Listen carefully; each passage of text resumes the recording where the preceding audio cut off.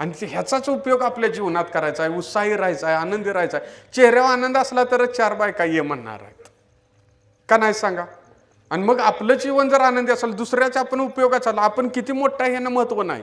यात्रेत बोलवली एखादी महिला, आता मला तुम्ही साधं उत्तर सांगा, यात्रेत एखादी महिला असली आणि ती सगळं स्वयंपाक करत्या, छानपैकी जेवण बनवत्या, ताटं बिटं चांगली लावत्या, तिला यात्रेच्या आधी 3 दिवस फोन करून ये ये ये करतात का नाही बायका? गोड बोलतात का नाही? गाडी पाठवू का, नवऱ्याला आणायला लावून देऊ का, आणि तुझं काय असलं तर आणि काय मदत लागली तर देते, पण तू ये. नुसतं फुगवून त्याला यात्रेच्या आदल्या दिवशीपर्यंत फोन होतो का हो?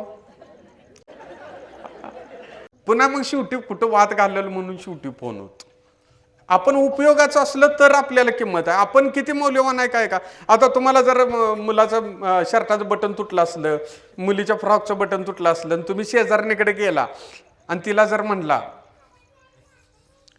की माझ्या पोराचं पोरगीचं शर्टाचं बटन तुटलंय आणि ते बटन लावायचं आहे, जरा सुई दे ग, आणि ती जर म्हणली आता तू माझ्यासाठी एवढं केलंयस आणि मग तुला सुई कशा काय देऊ, त्याच्यापेक्षा पार घेऊन जा. तुम्ही काय म्हणशाला? पार घाल माझ्या डोसक्यात.